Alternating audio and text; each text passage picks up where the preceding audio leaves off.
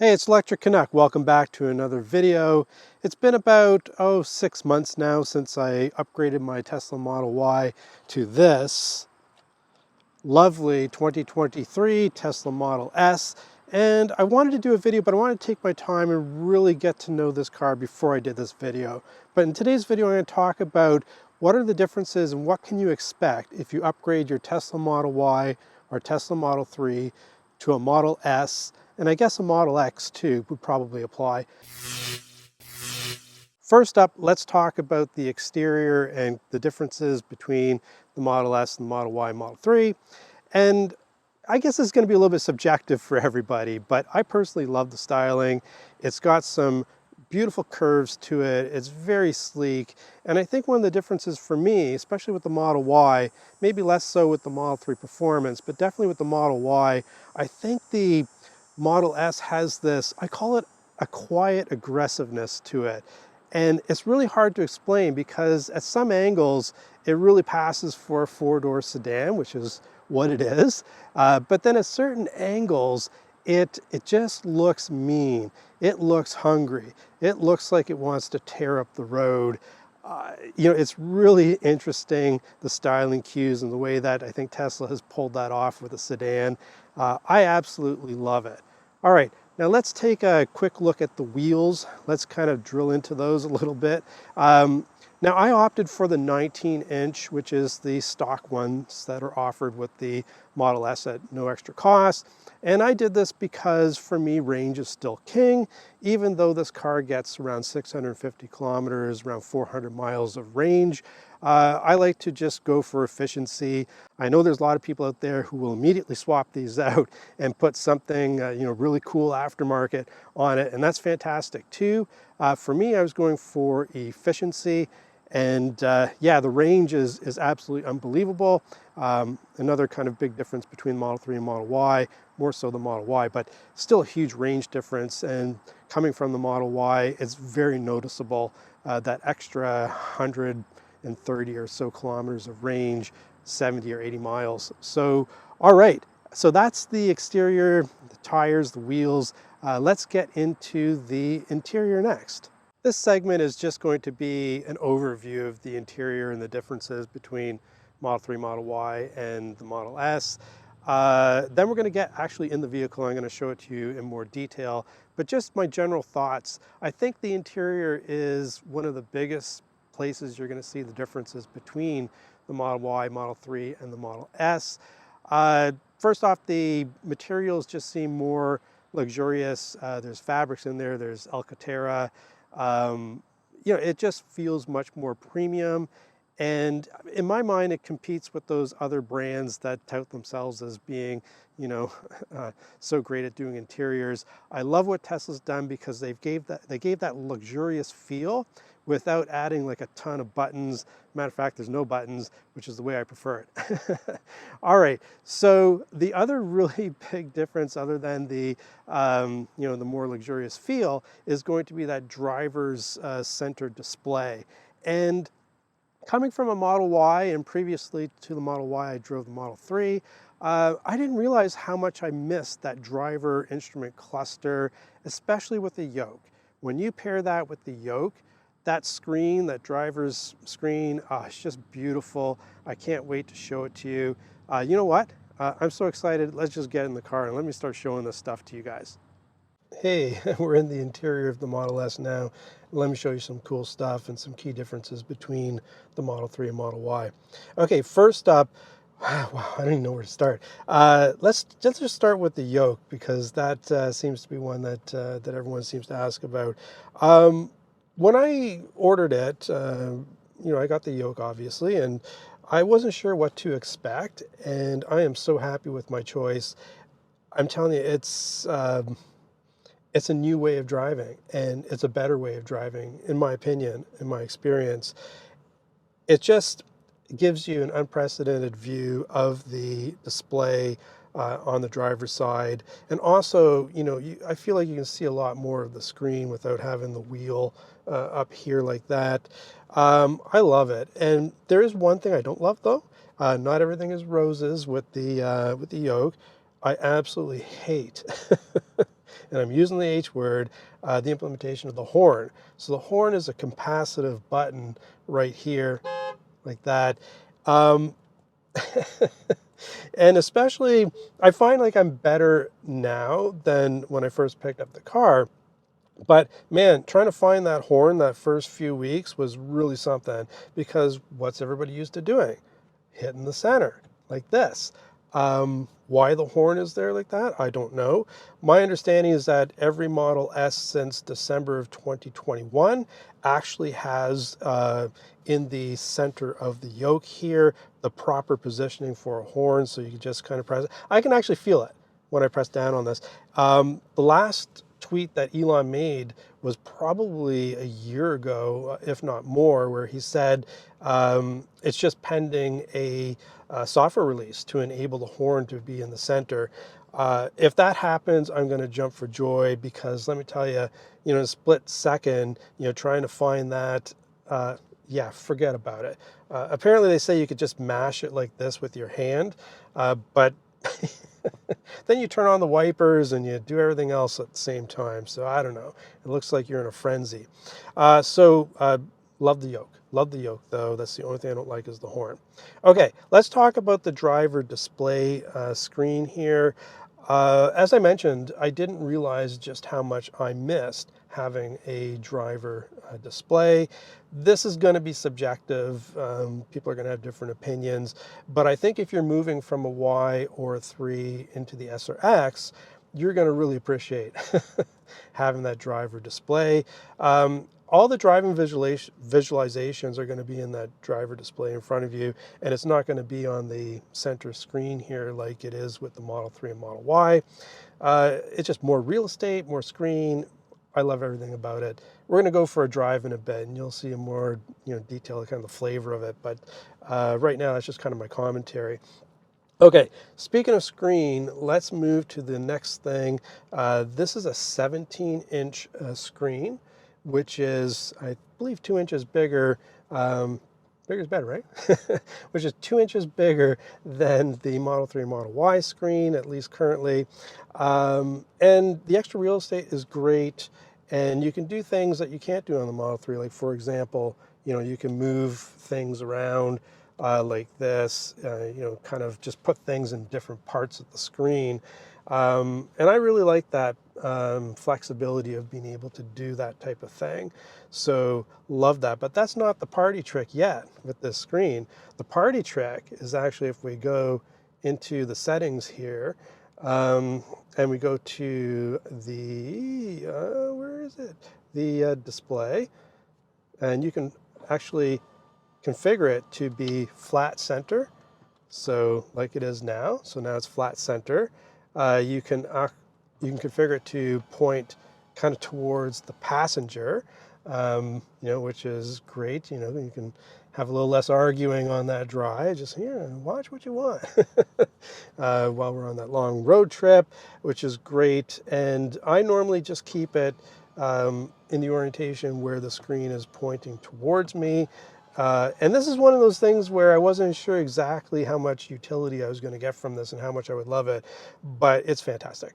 I can't say enough about the flexibility of being able to reorient the screen to the way that you like it. Oh boy, okay, we are just getting started. Since it's up on the screen, let's talk about how you get into gear. Is that right? Can you say into gear with an EV? I don't know. Put it in drive. Why don't we say that? So when you press your foot on the pedal, there's no stock here, right? So there's no lever or anything to kind of get into gear or to do the blinkers or anything like that. It's just a pure yoke here, nothing distracting from it. So anyhow, when you put your foot down on the brake, you get this little side menu that pops up here, where you can then flick forward to go into park, flick backwards to go into reverse, double click on the park, or long press on the park rather, to go into park, and down there in the bottom there's neutral, which you can also toggle by long pressing. Now, what do I think about that? When I first started using it, I wasn't sure, but it just becomes intuitive over time, and I don't even think about it anymore. Some other things from my list here. If you're a gamer, there's actually quite a big difference when you trade up from a Model Y or Model 3. The Model S and the Model X have Steam integrated. I'm not a huge gamer, but I do know that from the specs, the S and the X has not only the Ryzen chip, so the same as the 3 and the Y, but it also has a discrete GPU and 16 gigabytes of RAM. So that allows it to be able to run Steam, and I guess you can play a lot of really cool games. So that is another kind of key difference between the Model 3 and the Model Y. If you're a gamer, this is going to be an amazing upgrade for you, no doubt about it. More practical things for me. The Model S and the Model X have cooled seats, so heated and cooled seats. I've had cooled seats in previous cars, and I really did miss it when I had the Model 3 and the Model Y. It's great to just have that cold air, blowing, behind your back and on your butt, kind of stuff. It just kind of keeps you cool on those hot summer days. And you'd be surprised. I live in the Toronto, Canada area, and it gets really hot here in the summertime. Mid 90s type of weather in Fahrenheit, and I guess that would be like low 30s in Celsius. But yeah, it gets really hot. So having those cooled seats is another feature that, for me, is worth the upgrade. No doubt about it. Yeah, okay, so as you can see, there's a lot of differences on the interior and with the features and functionality that's offered in the Model S versus the Y or 3, and it's pretty awesome. Let's go for a drive, because I'm going to talk about the air suspension. I'm going to talk about the driving feel, and I'm also going to talk about FSD beta in the Model S. First, let's start with the air suspension, which is also something that you do not get in a Model 3 or a Model Y, at least not yet. There's been some rumors, but we'll have to wait for the refresh. Anyhow, so you can control things like the ride height, the amount of damping that's going on, so how firm or how cushy your ride is. And then you've got certain configurations that you can make too. Like, for example, I keep mine in sport. It's a little bit of a rougher ride, but if you ever need to juice it, you've got the suspension already ready to go. Even though you could put it on auto and it would just on the fly kind of change the settings to match your style of driving. But it's really fantastic because in autopilot, you can configure it to use comfort. So if you're cruising down the highway, you're on autopilot, you're probably not going to be very aggressive if you're using autopilot and you're just driving down the road. So it can go into comfort, which means that it's going to have a much more comfortable ride. It'll be less firm. You won't feel the bumps as much, that type of thing. So I think that's a really amazing upgrade over the Model 3 or Model Y. Let's sneak out here. Great. The next thing that I want to show you before we get to the FSD is, let's go into the pedals and steering here.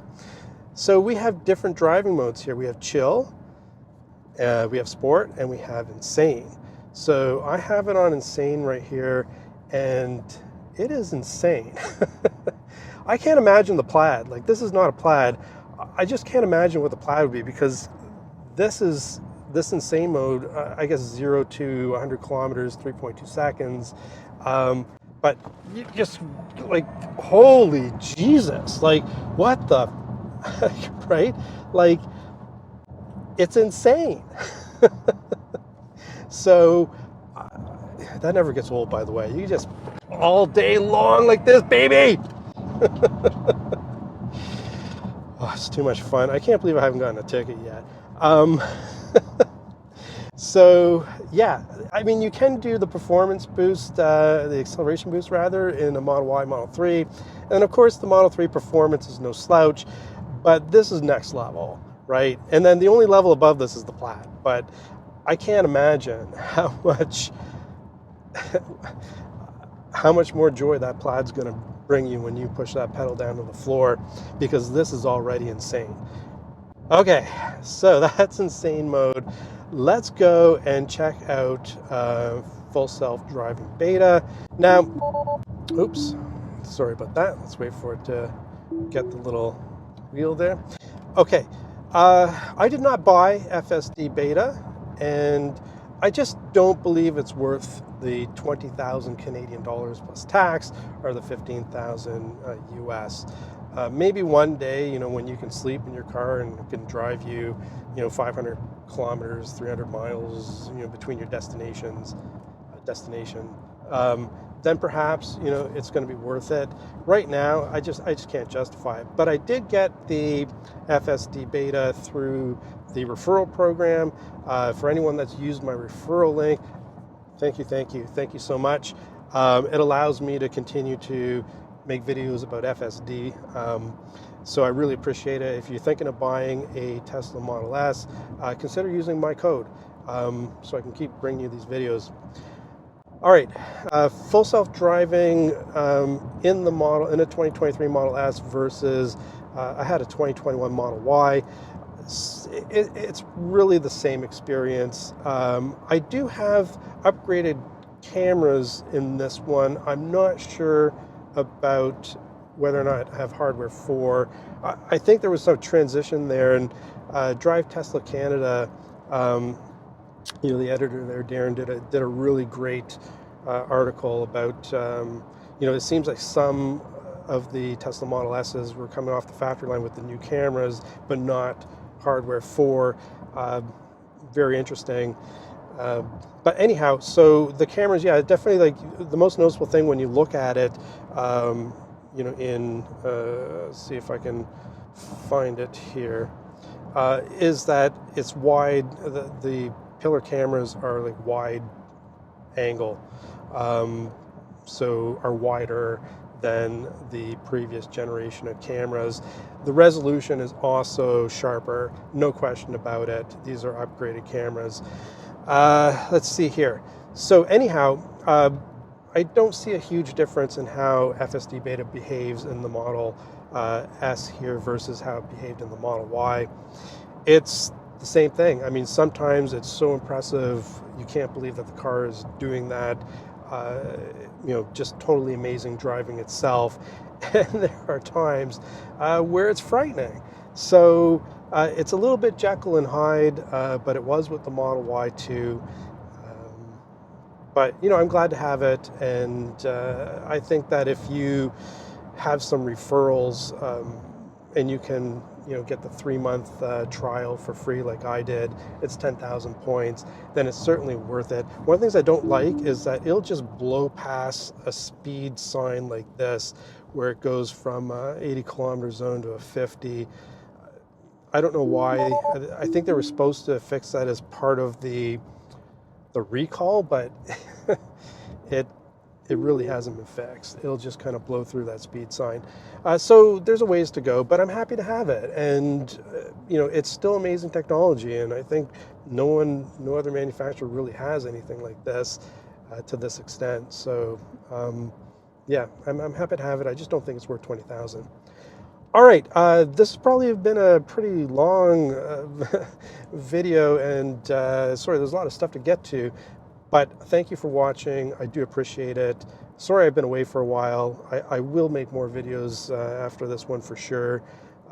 Thank you for watching. Please subscribe if you haven't already. Electric Canuck.